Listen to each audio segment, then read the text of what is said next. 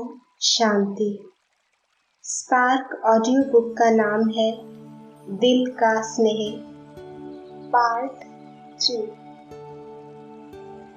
बाप दादा सभी बच्चों के पुरुषार्थ के रफ्तार की रिजल्ट देख रहे थे। नए अथवा पुराने दोनों के पुरुषार्थ की रफ्तार देखते हुए बाप को बच्चों पर अति स्नेह भी हुआ और साथ साथ रहम भी हुआ। स्नेह क्यों हुआ?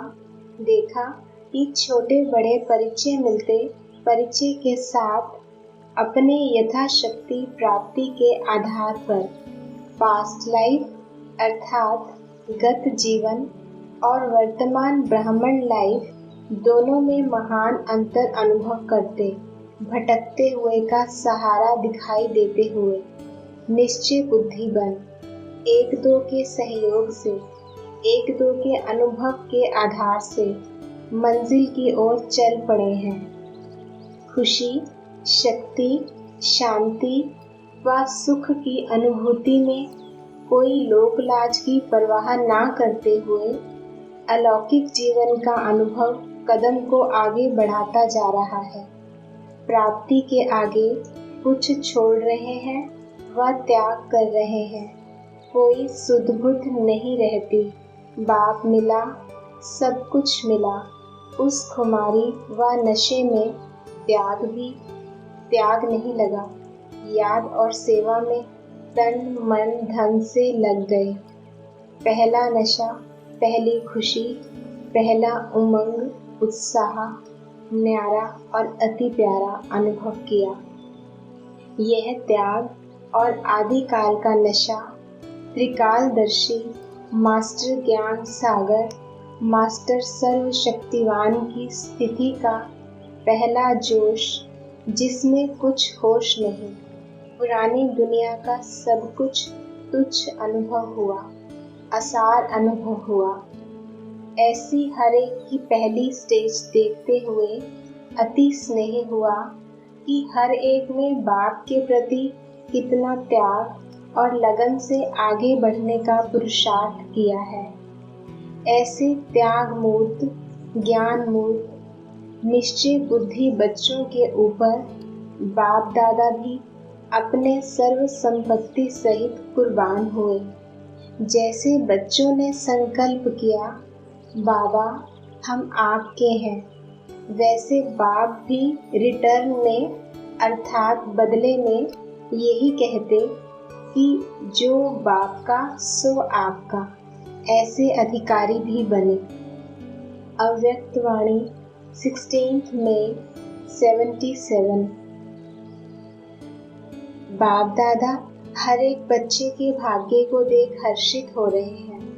सारे विश्व के अंदर कोटों में कोई गाई हुई आत्माएं कितनी थोड़ी सी हैं जिन्होंने बाप को पाया है। न सिर्फ जाना, लेकिन जानने के साथ साथ जिसको पाना था वो पा लिया। ऐसे बाप के अति स्नेही सहयोगी बच्चों के भाग्य को देख रहे थे। वैसे सर्व आत्माएं बच्चे हैं, लेकिन आप आत्माएं डायरेक्ट बच्चे हो। शिव वंशी ब्रह्मा कुमार और कुमारियां हो। सारे विश्व में जो भी अन्य आत्माएं धर्म के क्षेत्र में व राज्य के क्षेत्र में महान व नामी ग्रामी बने हैं, धर्म पिताएं बने हैं, जगत गुरु कहलाने वाले बने हैं, लेकिन माता पिता के संबंध से अलौकिक जन्म और पालना किसी को भी प्राप्त नहीं होता है। अलौकिक माता पिता का अनुभव स्वप्न में भी नहीं करते और आप श्रेष्ठ आत्माएं व पद्मावती आत्माएं हर रोज माता पिता की व सर्व संबंधों की याद प्यार लेने के पात्र हो। हर रोज याद प्यार मिलती है ना? न सिर्फ याद प्यार, लेकिन स्वयं सर्वशक्तिवान बाप आप बच्चों का सेवक बन हर कदम में साथ निभाता है। अति स्नेह से सिर का ताज बनाकर, नयनों का सितारा बनाकर साथ ले जाते हैं। ऐसा भाग्य जगत गुरु व धर्म पिता का नहीं है, क्योंकि आप श्रेष्ठ आत्माएं सम्मुख बाप की श्रीमत लेने वाली हो, प्रेरणा द्वारा व टचिंग द्वारा नहीं। मुख वंशावली हो, डायरेक्ट मुख द्वारा सुनते हो। ऐसा भाग्य किन आत्माओं का है? मेजॉरिटी अर्थात अधिकतर भारतवासी गरीब भोली सी आत्माओं का है, जो ना उम्मीदवार थे कि हमें कब बाप मिल सकता है। कितना श्रेष्ठ भाग्य फिर ऐसे ना उम्मीदवार को ही मिला है। जब कोई ना उम्मीदवार से उम्मीदवार बनता है व असंभव से संभव बात होती है तो कितना नशा और खुशी होती है। ऐसा भाग्य अपना सदैव स्मृति में रहता है। अव्यक्त वाणी 24 मई 77। सदा अपने को चलते फिरते लाइट के कार के अंदर आकारी फरिश्ते के रूप में अनुभव करते हो। जैसे ब्रह्मा बाप अव्यक्त फरिश्ते के रूप में चारों ओर की सेवा के निमित्त बने हैं, ऐसे बाप समान स्वयं को भी लाइट स्वरूप आत्मा और लाइट के आकारी स्वरूप फरिश्ते स्वरूप में अनुभव करते हो। बाप दादा दोनों के समान बनना है ना? दोनों से स्नेह है ना? स्नेह का सबूत है समान बनना। जिससे स्नेह होता है तो जैसे वह बोलेगा वैसे ही बोलेगा। स्नेह अर्थात संस्कार मिलाना, और संस्कार मिलन के आधार पर स्नेह भी होता। संस्कार नहीं मिलता तो कितना भी स्नेही बनाने की कोशिश करो, नहीं बनेगा। तो दोनों बाप के स्नेही हो। बाप समान बनना अर्थात लाइट रूप आत्मा स्वरूप में स्थित होना, और दादा समान बनना अर्थात फरिश्ता। दोनों बाप को स्नेह का रिटर्न देना पड़े, तो स्नेह का रिटर्न दे रहे हो। फरिश्ता बनकर चलते हो कि 5 तत्वों से अर्थात मिट्टी से बनी हुई देह अर्थात धरनी अपने तरफ आकर्षित करती। जब आकारी हो जाएंगे तो यह देह अर्थात धरनी आकर्षित नहीं करेगी। बाप समान बनना अर्थात डबल लाइट बनना। दोनों ही लाइट है, वह आकारी रूप में, वह निराकारी रूप में। तो दोनों समान हो ना। समान बनेंगे तो सदा समर्थ और विजयी रहेंगे। समान नहीं तो कभी हार कभी जीत इसी हलचल में होंगे। अव्यक्त वाणी 25 जून 77। सर्व खुश नसीब सर्वश्रेष्ठ आत्माओं के कल्याण अर्थ निमित्त बने हुए बाप दादा के साथ सदा सहयोगी रहने के पार्ट बजाने वाली सर्व आत्माओं को देख बाप दादा भी हर्षित होते हैं। बाप की स्नेह व लगन में रहने वाली स्नेही आत्माओं को मिलन के उमंग उत्साह में देख बाप भी बच्चों को स्नेह और उमंग का रिटर्न दे रहे हैं। बाप दादा जानते हैं कि सभी बच्चों के अंदर स्नेह सहयोग की भावना और बाप समान बनने का श्रेष्ठ संकल्प भी है। इन सब को देख बाप दादा बच्चों को स्वयं से भी सर्वश्रेष्ठ ताज तख्त नशीन परम धाम के चमकते हुए सितारे और विश्व के सर्व आत्माओं के दिल के सहारे विश्व की आत्माओं के आगे सदा पूर्वज और पूज्य ऐसे श्रेष्ठ देखने चाहते हैं। बच्चों को श्रेष्ठ देखते बाप को ज्यादा खुशी होती है। हर एक ब्राह्मण आत्मा सदा ऊंचे ते ऊंचे बाप के साथ ऊंची स्थिति में स्थित रहे। जैसा ऊंचा नाम वैसा ऊंचा काम, जैसा विश्व के आगे ऊंचा मान है ऐसा ही स्वमान व शांत सदा कायम रहे। यही बाप दादा की हर ब्राह्मण आत्मा में श्रेष्ठ कामना है। अव्यक्त वाणी 30 जून 77। बाप दादा श्रेष्ठ पद पाने के लिए व सर्व के स्नेही बनने के लिए सदैव यही शिक्षा देते हैं कि स्वयं को बदलना है, लेकिन स्वयं को बदलने के बजाय परिस्थितियों को और अन्य आत्माओं को बदलने का सोचते हैं। यह बदले तो मैं ठीक होऊंगा, परिस्थिति बदले तो मैं परिवर्तन होऊंगा, सैल्वेशन मिले तो परिवर्तित होऊंगा, सहयोग व सहारा मिले तो परिवर्तन होऊंगा। इसकी रिजल्ट क्या होती? जो किसी भी आधार पर परिवर्तन होता है उसको जन्म जन्म प्रारब्ध भी किसी आधार पर ही रहेगी। उसका कमाई का खाता जिस बात में जितनों का आधार लेते हैं वह शेयर्स अर्थात हिस्से में बंट जाता है। स्वयं का खाता जमा नहीं होता, इसलिए जमा होने की शक्ति और खुशी से सदा वंचित रहते हैं। इसलिए सदा लक्ष्य रखो कि स्वयं को परिवर्तन होना है। मैं स्वयं विश्व की आधार मूर्त हूँ, सिवाय बाप के आधार के अल्पकाल के आधार समय पर छोड़ देंगे। विनाशी हिलने वाले आधार आपको भी सदा कोई न कोई हलचल में लाते रहेंगे। एक समाप्त होगा, दूसरा जन्म लेंगे, इसी में ही और शक्तियाँ व्यर्थ होंगी। और बात चलते चलते अलबेले होने के कारण कमजोरी के बोल बार बार ऐसे बोलते जैसे बड़ा मान से बोल रहे हैं। संकोच नहीं होता, सच्चाई सफाई समझकर बोलते हैं। क्या बोलते हैं? मैं डिस्टर्ब हूँ, मैं कुछ करके दिखाऊंगी। क्या करके दिखाऊंगी? हंगामा या अपने आप को कुछ करके दिखाऊंगी? डिससर्विस होगी, यह देख लेना। मैं हूँ ही कमज़ोर, संस्कार वश हूँ, मैं बदल नहीं सकती। आपको यह सैल्वेशन देनी ही होगी। ऐसे ऐसे बोल बहुत इजी रूप में, बहादुरी दिखाने के रूप में, दबाने और धमकाने के रूप में बहुत बोलते हैं। बाप दादा को रहम आता है।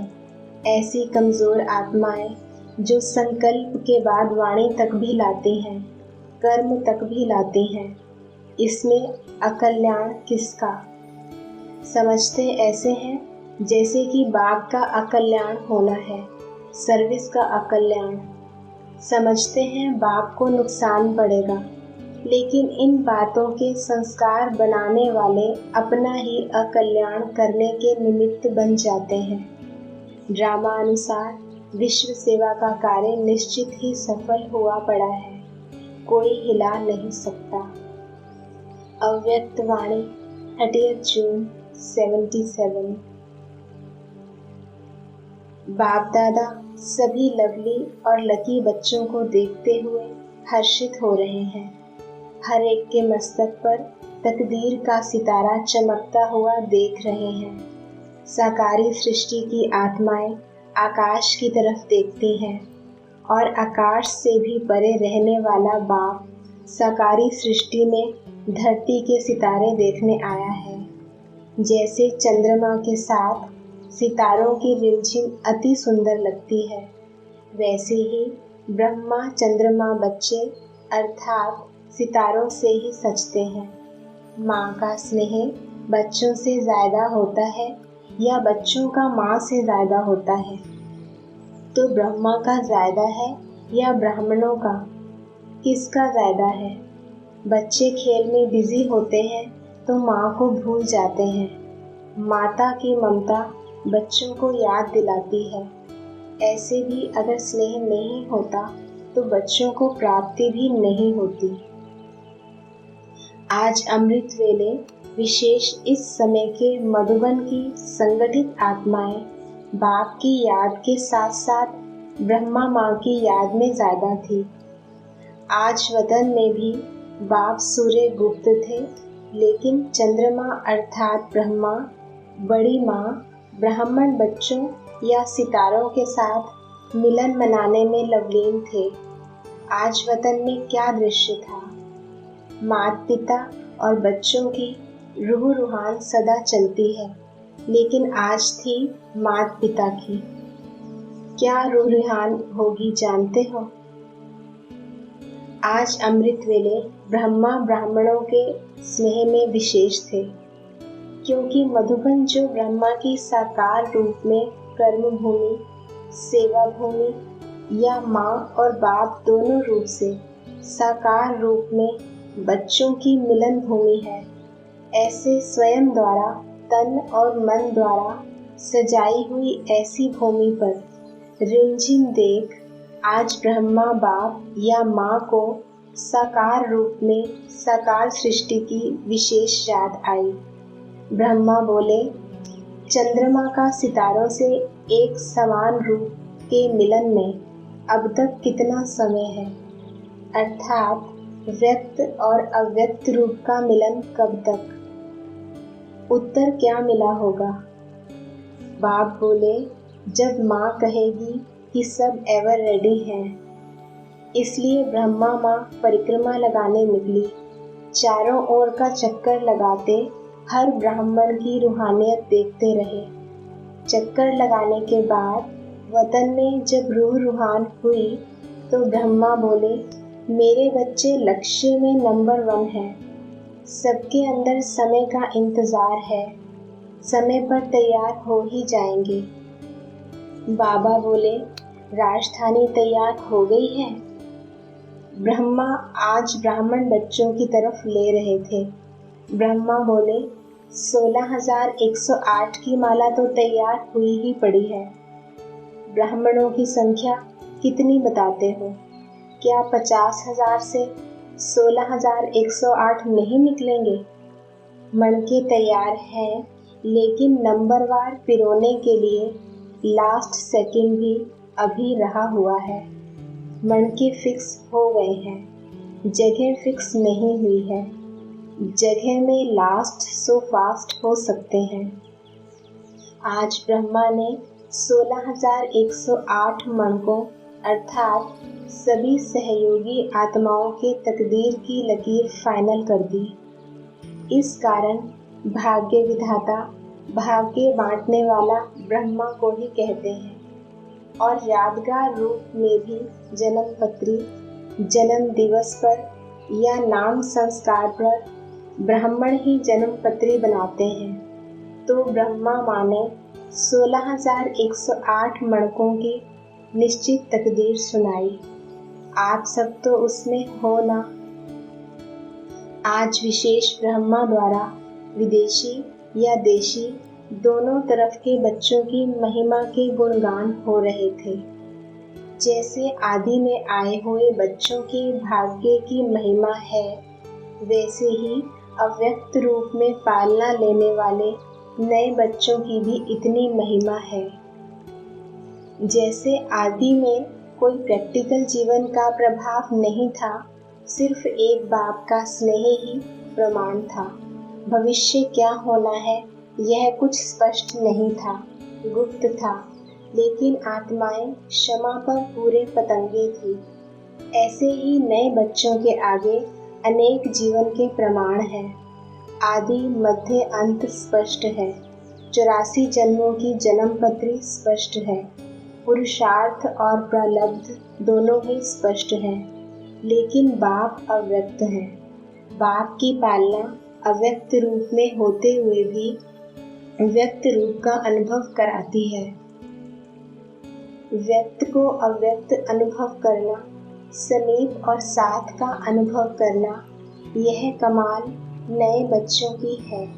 जैसे आदि के बच्चों की कमाल है, वैसे ही लास्ट सो फास्ट जाने वालों की भी कमाल है।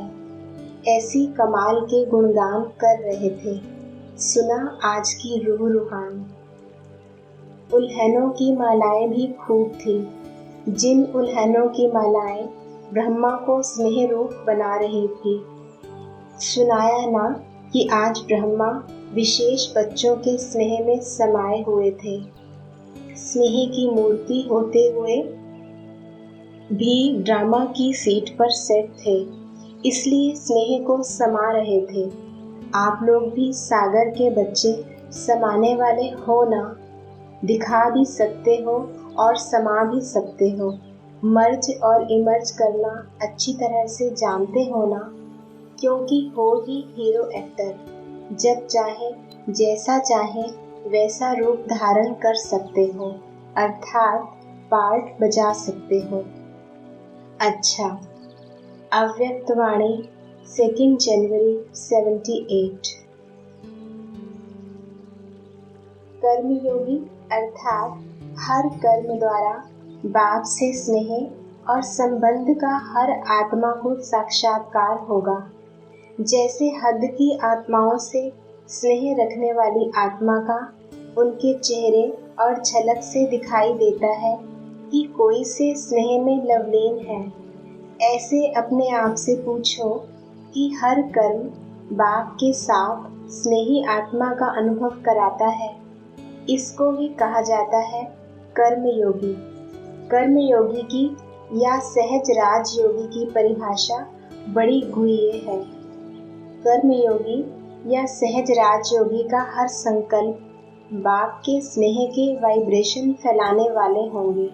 जैसे जड़ चित्र भी शांति के अल्पकाल के सुख के वाइब्रेशन अब तक भी आत्माओं को देने का कार्य कर रहे हैं, तो अवश्य चैतन्य रूप में संकल्प द्वारा, वाणी द्वारा, कर्म द्वारा विश्व में सदा सुख शांति बाप के स्नेह के वाइब्रेशन फैलाने का कर्तव्य किया है। तब जड़ चित्रों में भी शांति है। अव्यक्तवाणी 13 जनवरी 78।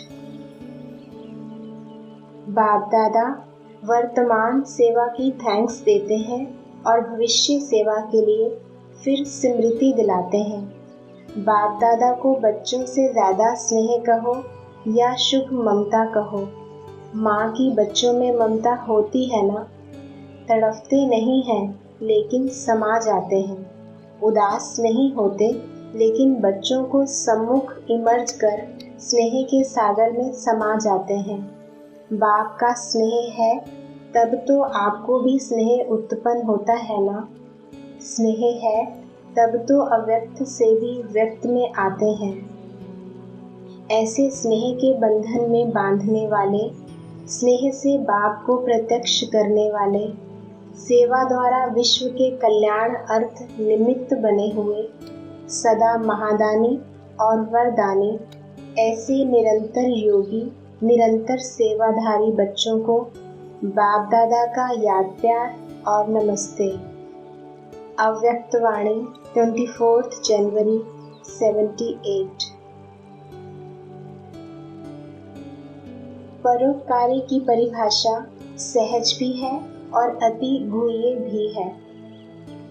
पहला, परोपकारी अर्थात हर समय बाप समान हर आत्मा के गुण मूर्त को देखते।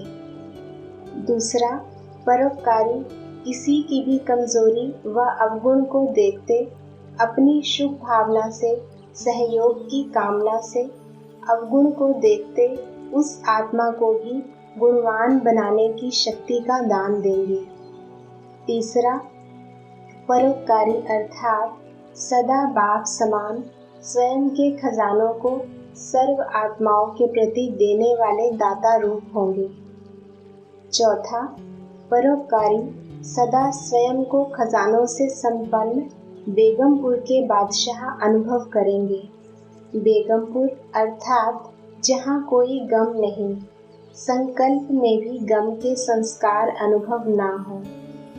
पांचवा, परोपकारी अर्थात सदैव विशेष रूप से अपनी मनसा अर्थात संकल्प शक्ति द्वारा, वाणी की शक्ति द्वारा, अपने संग के रंग के द्वारा, संबंध के स्नेह द्वारा, खुशी के अखुट खजाने द्वारा अखंड दान करता रहेगा।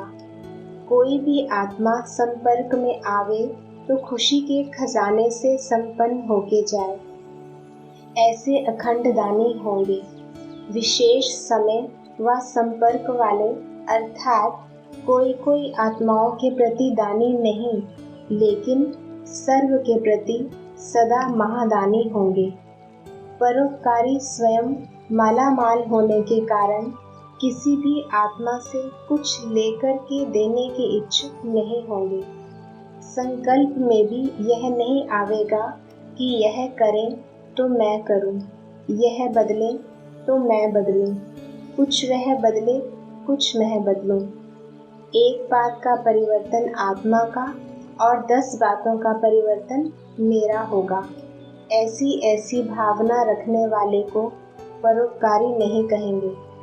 महादानी बनने के बजाय सौदा करने वाले सौदागर बन जाते हैं। इतना दे तो मैं इतना दूंगा। क्या सदा मैं ही झुकता रहूंगा, मैं ही देता रहूंगा? कब तक, कहाँ तक करूंगा? यह संकल्प देने वाले के नहीं हो सकते। जब अन्य आत्मा किसी भी कमजोरी के वश है, परवश है, संस्कार के वश है, स्वभाव के वश है, प्रकृति के साधनों के वश है, तो ऐसी परवश आत्मा अर्थात उस समय की भिखारी आत्मा, भिखारी अर्थात शक्तिहीन, शक्तियों के खजाने से खाली है। महादानी भिखारी से एक नया पैसा लेने की इच्छा नहीं रख सकते। यह बदले व यह करे व यह कुछ सहयोग दे, कदम आगे बढ़ावे, ऐसे संकल्प व ऐसे सहयोग की भावना परवश शक्तिहीन भिखारी आत्मा से क्या रख सकते। कुछ लेकर के कुछ देना, उसको परोपकारी नहीं कहा जाता।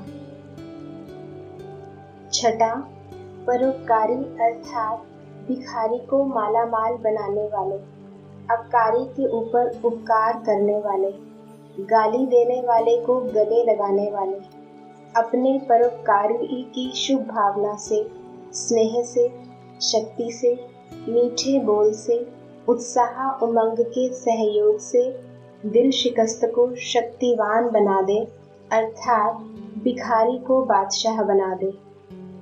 सातवां, परोपकारी त्रिकालदर्शी होने के कारण हर आत्मा के संपूर्ण सहयोग को सामने रखते हुए, हर आत्मा की कमजोरी को परखते हुए उसी कमजोरी को स्वयं में धारण नहीं करेंगे, वर्णन नहीं करेंगे, लेकिन अन्य आत्माओं की कमजोरी का कांटा कल्याणकारी स्वरूप से समाप्त कर देंगे। कांटे के बजाय कांटे को भी फूल बना देंगे।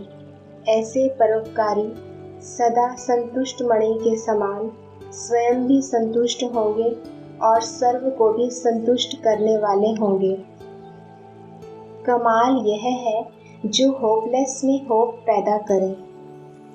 आठवां, जिसके प्रति सब निराशा दिखाएं, ऐसे व्यक्ति व ऐसी स्थिति में सदा के लिए उनकी आशा के दीपक जगा दें। जब आपके जड़ चित्र अभी तक अनेक आत्माओं की अल्पकाल की मनोकामनाएं पूर्ण कर रहे हैं, तो चैतन्य रूप में अगर कोई आपके सहयोगी भाई व बहन, परिवार की आत्माएं बेसमझी व बाल हट से अल्पकाल की वस्तु को सदाकाल की प्राप्ति समझ, अल्पकाल का मान शान नाम व अल्पकाल की प्राप्ति की इच्छा रखते हैं, तो दूसरे को मान दे करके स्वयं निर्माण बनना यही परोपकार है। यह देना ही सदा के लिए लेना है। जैसे अनजान बच्चा नुकसान वाली चीज को भी खिलौना समझता है, तो उनको कुछ देकर छुड़ाना होता है। हट से सदाकाल का नुकसान हो जाता है। ऐसे बेसमझ आत्माएं भी उसी समय अल्पकाल की प्राप्ति को अर्थात सदा के नुकसानकारी बातों को अपने कल्याण का साधन समझती हैं। ऐसी आत्माओं को जबरदस्ती इन बातों से हटाने से कश्मकश में आकर उनके पुरुषार्थ की जिंदगी खत्म हो जाती है। इसलिए कुछ देकर के सदा के लिए छुड़ाना ऐसे युक्ति युक्त चलन से स्वतः ही अल्पकाल की भिखारी आत्मा बेसमझ से समझदार बन जाएगी। स्वयं महसूस करेंगे कि यह अल्पकाल के साधन हैं।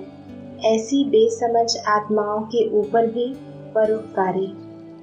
ऐसे परोपकारी स्वतः ही स्वयं उपकारी हो जाते हैं। देना ही स्वयं प्रति मिलना हो जाता। महादानी ही सर्व अधिकारी स्वतः हो जाते। समझा परोपकारी की परिभाषा क्या है? अव्यक्त वाणी 12 दिसंबर 78। अब बाकी थोड़ा सा रह गया है। अब का जमा होना जन्म जन्मांतर की प्रलब्ध बनाना है। इसके लिए विशेष क्या करना है? सिर्फ 2 बातें याद रखो। एक, सदा अपने को विशेष आत्मा समझ संकल्प व कर्म करो। दूसरी बात, सदा हर एक में विशेषताओं को देखो। हर आत्मा में विशेष आत्मा की भावना रखो। साथ विशेष बनाने की, शुभ कल्याण की कामना रखो। सदा एक बात का अटेंशन रखो, जिस अवगुण व कमजोरी को हर आत्मा छोड़ने का पुरुषार्थ कर रही है, ऐसी दूसरे द्वारा छोड़ने वाली चीज को स्वयं कभी धारण नहीं करना। दूसरे द्वारा फेंकी हुई चीज को लेना, यह ईश्वरीय रॉयल्टी नहीं। रॉयल आत्माएं दूसरे की बढ़िया चीज भी फेंकी हुई नहीं लेती। यह तो अवगुण गंदगी है। उसके तरफ संकल्प में भी धारण करना महापाप है। इसलिए इस बात का अटेंशन रखो। किसी की कमजोरी व अवगुण को देखने का नेत्र सदा बंद रखो। धारण करो न वर्णन करो। जब आपके चित्रों की भी भक्त महिमा करते हैं, हर अंग की महिमा करते हैं, कीर्ति गाने का कीर्तन करते हैं, आप चैतन्य रूप में 1-2 के गुणगान करो, विशेषताओं का वर्णन करो, 1-2 में सहयोग और स्नेह के पुष्पों की लेन देन करो। हर कार्य में हाँ जी वह पहले आपका हाथ बढ़ाओ। सदा हर एक विशेष आत्मा के आगे रूहानी वृत्ति, रूहानी वाइब्रेशन का धूप जगाओ। जो भी आत्माएं संपर्क में आवे, उनको सदा अपने खजानों से वैरायटी भोग लगाओ, अर्थात खजाना भेंट करो। जब प्रैक्टिकल में अभी से यह रूहानी रस्म आरंभ करेंगे, तभी भक्ति में यह रस्म चलती रहेगी। सुना, इस वर्ष क्या करना है? आज स्वयं के परिवर्तन की बातें सुनाई, फिर सेवा की सुनाएंगे कि सेवा के क्षेत्र में क्या करना है। अच्छा, अव्यक्त वाणी 2 जनवरी 79। आज सभी बच्चे विशेष साकारी याद प्रेम स्वरूप की स्मृति में ज्यादा रहे। साकारी सो आकारी बाप सभी के नैनों में समाये हुए हैं। अमृत वेले से लेकर देश विदेश के बच्चों की याद के संदेश सारे वतन में वायुमंडल की रीति से फैले हुए थे। प्रेम के आंसुओं की मालाएं वतन को सजा रही थी। हर एक बच्चा ब्रह्मा बाप के लव में लवलीन थे। चारों ओर दिल के दिलरुबा की आवाज बाप दादा के पास पहुंच रही थी। हर एक के मन से बाप की महिमा के सुंदर आलाप साजों के समान वतन में गूंज रहे थे। हर एक के आशाओं के दीपक जगे हुए वतन को जगमगा रहे थे। बाप दादा बच्चों के स्नेह को देख मुस्कुरा रहे थे। विदेशी व देशवासी बच्चे अपने बुद्धि योग द्वारा वतन में भी पहुंच गए थे। ब्रह्मा बाप भी बच्चों के स्नेह के सागर में, बच्चों के लव में लवलीन थे, याद का रिटर्न दे रहे थे। बच्चे बाप से पूछते हैं, हम सबसे पहले अकेले वतनवासी क्यों? मेजॉरिटी बच्चों का यही स्नेह का सवाल था।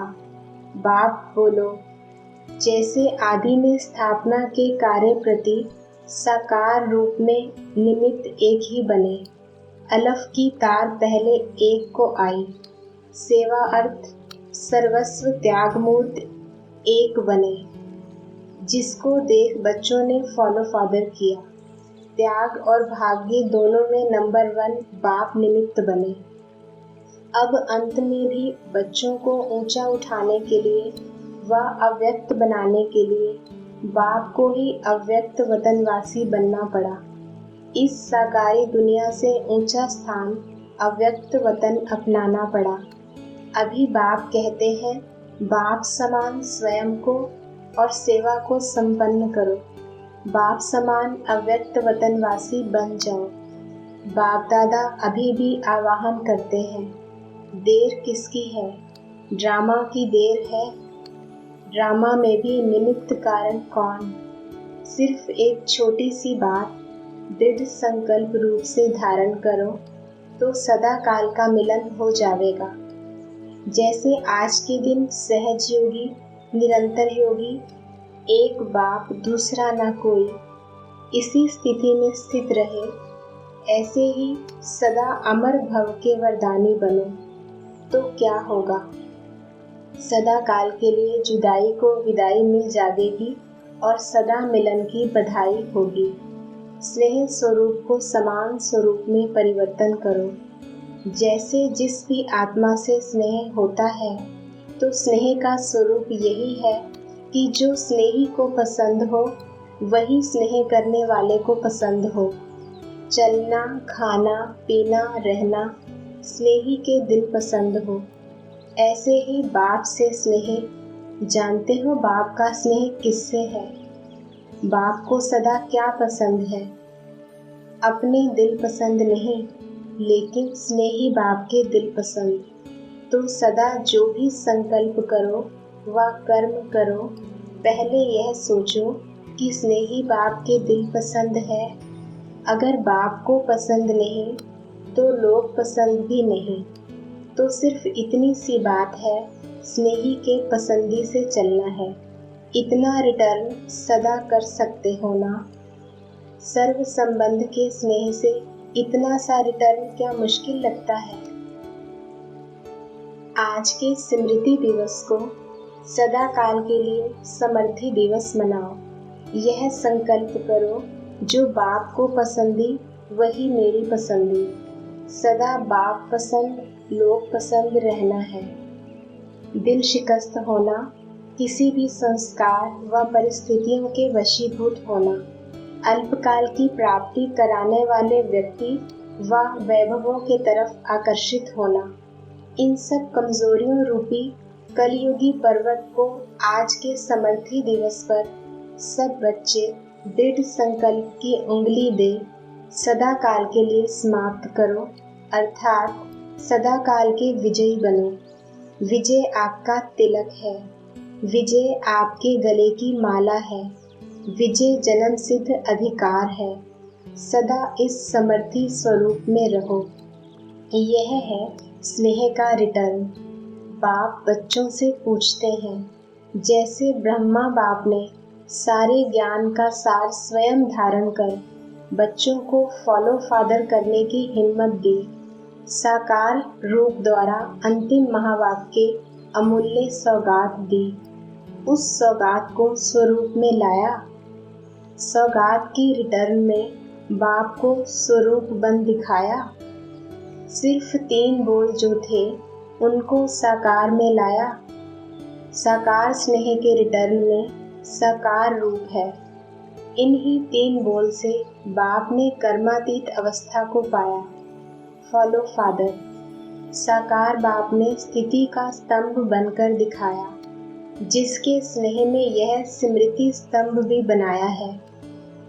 ऐसे ही तत्त्वम सर्व गुणों के स्तंभ बनो, जो विश्व के हर धर्म वाली आत्माएं धारणा स्वरूप स्तंभ आपको माने। विश्व के आगे आदि पिता के समान शक्ति और शांति स्तंभ बनो। अव्यक्त वाणी 18 जनवरी 79। स्नेह का रिस्पॉन्ड है फॉलो फादर। जिससे स्नेह होता है उसको ऑटोमेटिकली फॉलो करना होता है। सदा याद रहे कि यह कर्म जो कर रहे हैं यह फॉलो फादर है, अगर नहीं तो स्टॉप। फॉलो फादर है तो करते चलो, कॉपी ही करनी है ना। बाप को कॉपी करते बाप बन जाओ। कॉपी करने के लिए जैसे कार्बन पेपर डालते हैं वैसे अटेंशन का पेपर डालो तो कॉपी हो जाएगा। अव्यक्त वाणी 18 जनवरी 79। यह शिवरात्रि विशेष बाप को प्रत्यक्ष करने वाली नवीनता वाली हो। बोलने समय यह विशेष अटेंशन रहे कि पॉइंट्स में ज़्यादा ना जावें, भाषण का लेवल ठीक रहे। पॉइंट्स में ज़्यादा जाने से जो लक्ष्य होता वह खत्म हो जाता। भाषण में शब्द कम हो लेकिन ऐसे शक्तिशाली हो जिसमें बाप का परिचय और स्नेह समाया हुआ हो, जो स्नेह रूपी चुंबक आत्माओं को परमात्मा तरफ खींचे। भाषण का स्थूल रूप तो अनेक लोग जानते हैं, लेकिन हर एक के भाषण में रूहानी नशा हो, शब्दों में परमात्म स्नेह हो, मस्तक में बाप के प्रत्यक्षता की चमक हो, तब बाप का साक्षात्कार सभी को करा सकेंगे। यह शिवरात्रि प्रत्यक्षता की शिवरात्रि करके मनाओ। सबका अटेंशन जाए यह कौन है और किसके प्रति संबंध जोड़ने वाले हैं। सब अनुभव करें कि जो आवश्यकता है वह यहाँ से ही मिल सकती है। सब सुखों के खान की चाबी यहाँ ही मिलेगी। अच्छा, अव्यक्त वाणी 3 फरवरी 79। भाषण की लिंक सोचना, पॉइंट्स दोहराना यह स्वरूप नहीं हो, लेकिन स्नेह और प्राप्ति का संपन्न स्वरूप हो, अथॉरिटी हो। जिस चीज़ की अथॉरिटी होते हैं उनको सोचना नहीं पड़ता है, सोचा हुआ ही होता है। स्टेज पर आने के पहले मनन करके बुद्धि में पहले से ही टॉपिक का स्पष्टीकरण कर लेना चाहिए।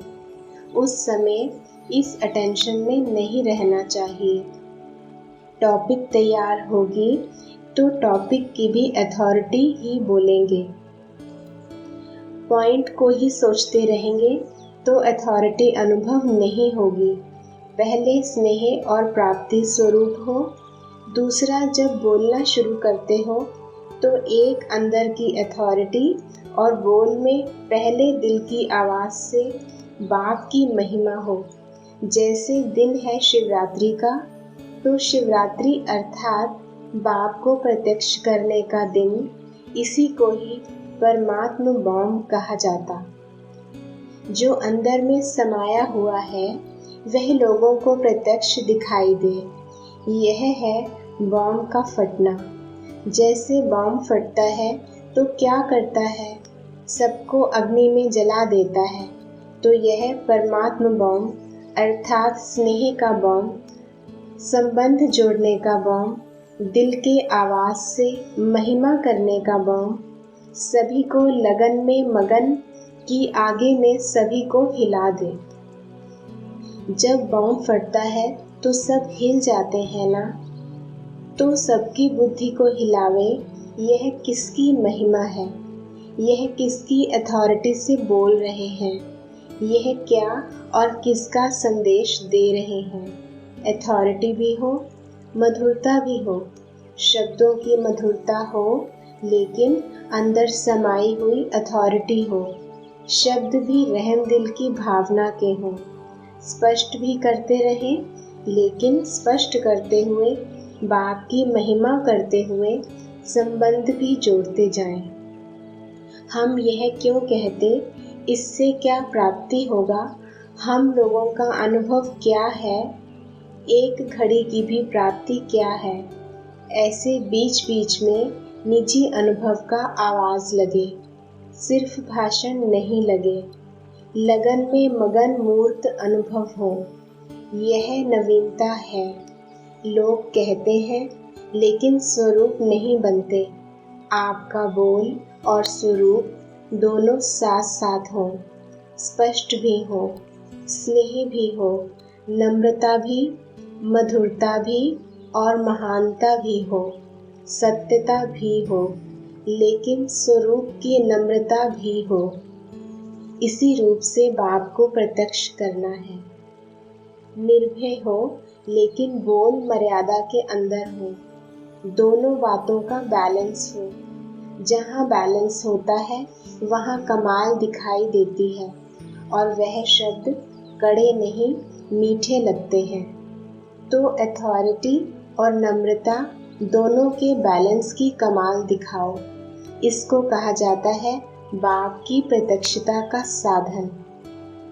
जैसे झूठे शास्त्रों की अथॉरिटी वाले भी कितनी अथॉरिटी से बोलते हैं, जो बिल्कुल असत्य बात उसको कैसे सिद्ध कर बताते हैं। ना सिर्फ सिद्ध करते हैं लेकिन मनवाते भी हैं। सत्य वचन महाराज कहलवाते भी हैं। जब वह झूठ की अथॉरिटी वाले भी इतना प्रभाव डाल सकते, यह तो अनुभव के बोल है, प्राप्ति स्वरूप के बोल है, बाप से संबंध है, उसकी ही बातें हैं, तो क्यों नहीं कहलवाएंगे व मनवाएंगे। तो अब समझा क्या करना है। परिचय को पूरा स्पष्ट करना है। एक पॉइंट सुनाकर बाप की तरफ अटेंशन खिंचवाओ। सारी पॉइंट्स बोलकर बाप की महिमा के बोल करके बाप तरफ अटेंशन खिंचवाओ। बार बार पत्थर पर स्नेह का पानी डालते जाओ, तब यह पत्थर पानी होगा। और जितना हो सके साइलेंस का प्रभाव हो, रूपरेखा ही अलौकिक हो, सिंपल, स्वच्छ, रूहानियत व प्योरिटी के वाइब्रेशन हो। सुनने वाले जो सहयोगी ब्राह्मण आत्माएं होते, उन्हीं भी वायुमंडल को बनाने का संकल्प हो। जैसे अगरबत्ती वायुमंडल को परिवर्तन कर देती, वैसे सब ब्राह्मण आत्माओं की वृत्ति, रहम की वृत्ति अगरबत्ती का काम करे, जो आने से ही उनको महसूस हो यह सभा कोई अलौकिक सभा है। अच्छा, स्नेह मिलन से स्नेह की झोली भरकर जावेंगे और फिर सबको स्नेह बांट देंगे। बाप का स्नेह ऐसा स्नेह स्वरूप हो जावेंगे जो सबको आपके चित्र चलन से बाप का स्नेह नजर आए। ऐसा मिलन मना रहे हो ना। स्नेह मिलन अर्थात दृढ़ संकल्प द्वारा स्व परिवर्तन और सबके परिवर्तन सहयोगी बनना, यह है स्नेह मिलन की विशेषता। स्नेह मिलन अर्थात प्रैक्टिकल संस्कार मिलन। जैसे मिलन में हाथ मिलते हैं ना, यह मिलन है संस्कार मिलन। अगर सबके संस्कार मिलकर बाप समान हो जाए, एक ही सबके संस्कार हो जाए, तो क्या होगा? एक राज्य, एक धर्म वाली दुनिया आ जाएगी। यहाँ एक होना ही एक धर्म, एक राज्य की दुनिया को लाने का आधार बनेगी। स्नेह मिलन अर्थात कंप्लेन खत्म और कंप्लीट हो जाओ, उल्हने खत्म, उल्लास में आ जाए, यह है स्नेह मिलन। अव्यक्त वाणी 5 फरवरी 79। आज चारों ओर के लवली बच्चों के स्नेह के साथ अमृत वेले से बाप दादा ने सुने। स्नेह का रिटर्न बाप दादा दूर देशवासी से, अव्यक्त वतनवासी से बच्चों के समान साकार वतन निवासी आकर बने। स्नेह का स्वरूप है समान बनना। तो बाप दादा समान स्वरूप में स्नेह का रिटर्न दे रहे हैं। अब बच्चों को क्या रिटर्न करना है? जब बाप बच्चों के समान बन सकते हैं, तो बच्चों को भी समान बनना है। यही स्नेह का रिटर्न है। अव्यक्तवाणी 12 नवंबर 79। आज बाप दादा सर्व बच्चों की अंतिम स्टेज अर्थात विकर्माजीत स्टेज, विकल्प या व्यर्थ संकल्प मुक्त स्टेज देख रहे हैं। इस अंतिम स्टेज तक पहुंचने के लिए पुरुषार्थ तो सब कर रहे हैं, लेकिन पुरुषार्थियों में दो प्रकार के बच्चे देखे। एक वे जो पुरुषार्थ करते हुए पुरुषार्थ की प्रारब्ध अर्थात प्राप्ति साथ साथ अनुभव करते चल रहे हैं, और दूसरे जो सिर्फ पुरुषार्थ में ही लगे हुए हैं। मेहनत ज़्यादा, प्राप्ति का अनुभव कम होता है, इसलिए चलते चलते थक भी जाते हैं। यथार्थ पुरुषार्थी कभी भी थकावट महसूस नहीं करते, कारण दोनों के पुरुषार्थ में सिर्फ एक बात समझने का अंतर है, जिससे वे मेहनत में रहते और दूसरे मोहब्बत में मस्त रहते हैं। कौन से संकल्प का अंतर है वह जानते हो? छोटा सा ही अंतर है। एक समझते हैं कि हम स्वयं चल रहे हैं, चलना पड़ता है, सामना करना पड़ता है, और दूसरे हैं जो सदैव संकल्प से भी सरेंडर हैं। इसलिए वह सदैव यह अनुभव करते कि हमें बाप दादा चला रहे हैं। मेहनत के पांव से नहीं, लेकिन स्नेह की गोदी में चलते रहते हैं। इसलिए वे स्नेह के पांव से चलते जिसमें थकावट नहीं होती। स्नेह की गोदी व झोली में सर्व प्राप्तियों की अनुभूति होने के कारण वह चलते नहीं, लेकिन उड़ते रहते हैं, सदा खुशी में, आंतरिक सुख में, सर्व शक्तियों से उड़ते रहते हैं।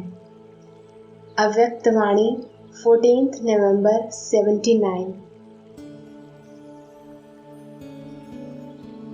मेहनत से निकल स्नेह की मोहब्बत की गोदी में आ जाओ।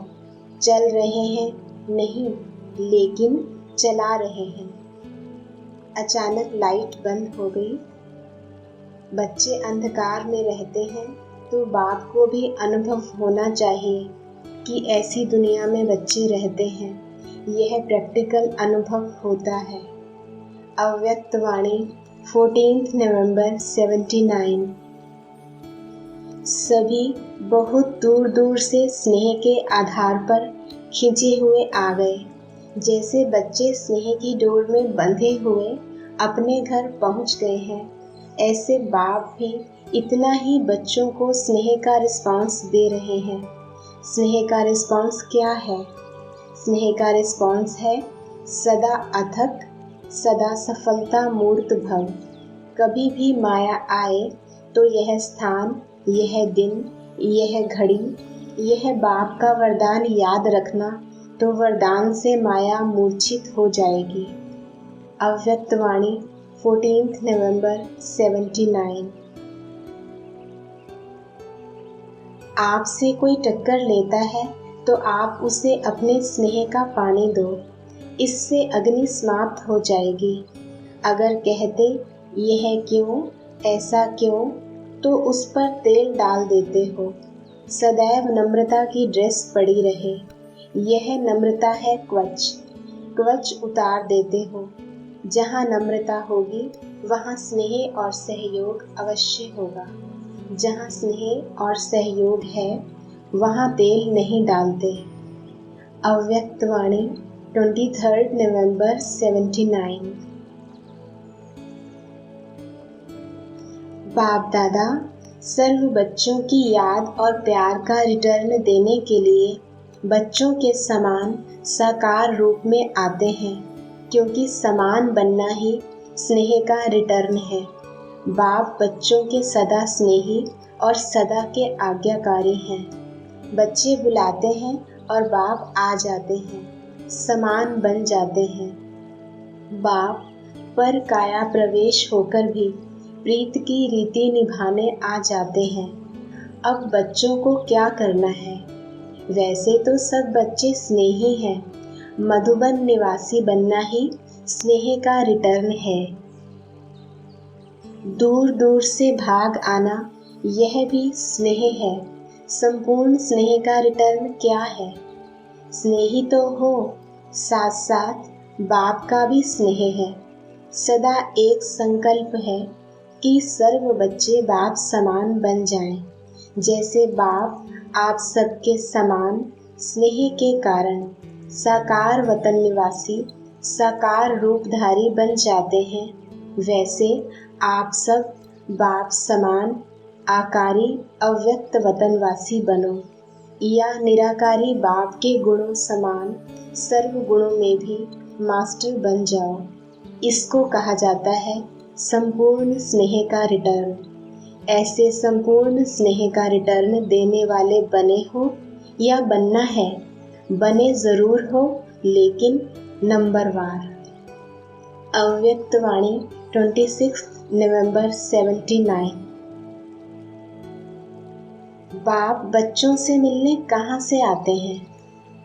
अगर बच्चों को आना पड़ता है तो बाप को भी आना पड़ता है। आप तो इसी साकारी लोक से आते हो, बाप तो इस लोक से भी परे आता है। बाप का स्नेह बच्चों के साथ सदा है। सदा बच्चों की याद ही बाप को रहती है। और कोई काम है क्या बाप को? बच्चों को याद करना यही काम है ना? चाहे जाने या ना जाने, लेकिन बाप तो याद करते हैं। जैसे बाप का काम है बच्चों को याद करना, वैसे बच्चों का भी काम है बाप को याद करना। सदा लवलीन रहो। अव्यक्त वाणी 7 दिसंबर 79। अमृत वेले विशेष 2 मूर्तियां चाहिए, एक धारणा मूर्त, दूसरा अनुभवी मूर्त। क्योंकि अमृत वेले बाप दादा विशेष बच्चों के प्रति दाता के स्वरूप और मिलन मनाने के लिए सर्व संबंधों के स्नेह संपन्न स्वरूप, सर्व खजानों से झोली भरने वाले भोले भंडारी के रूप में होते हैं। उस समय जो भी करना चाहो, बाप को मनाना चाहो, रिझाना चाहो, संबंध निभाना चाहो, सहज विधि का अनुभव चाहो, सर्व विधियां और सिद्धियां सहज प्राप्त कर सकते हो। प्राप्ति के भंडार और देने वाला दाता सहज ही प्राप्त हो सकता है। सर्व गुणों की खाने, सर्व शक्तियों की खाने बच्चों के लिए खुली हैं। अमृत वेले के 1 सेकंड का अनुभव सारे दिन और रात में सर्व प्राप्ति के स्वरूप के अनुभव का आधार है। बाप दादा भी हर एक को जी भर करके बातें करने के लिए, फरियाद सुनने के लिए, कमजोरी मिटाने के लिए, अनेक प्रकार के पाप बख्शाने के लिए, लाड प्यार देने के लिए, सब बातों के लिए फ्री है। वह समय ऑफिशियल नहीं है, भोले भंडारी के रूप में है। इतना गोल्डन चांस होते हुए भी कोई बच्चे चांस ले रहे हैं और कोई किनारे चांस लेने वालों को देख रहे हैं। अव्यक्त वाणी 17 दिसंबर 79। सभी को स्नेह से निमंत्रण जरूर देना। आपका स्नेह देख करके सब खुश होंगे। कोई कैसे भी बोले, लेकिन आप लोग शांति से स्नेह से बोलेंगे तो उसका भी प्रभाव पड़ेगा। समय प्रति समय स्टेज पर आए हुए देख अंदर से मानते हैं। अभी सबकी आंखें थोड़ा नीचे हुई हैं, सिर नहीं झुका है। अभी सांडो मुआफिक ऐसे नहीं देखते हैं। आखिर तो सब झुकने वाले हैं। सबका झुकना अर्थात जय जयकार होना। फिर क्रांति के बाद शांति हो जाएगी। अभी झुकने का पहला पोज हुआ है, आखिरी पांव तक झुकेंगे। अव्यक्त वाणी 19 दिसंबर 79।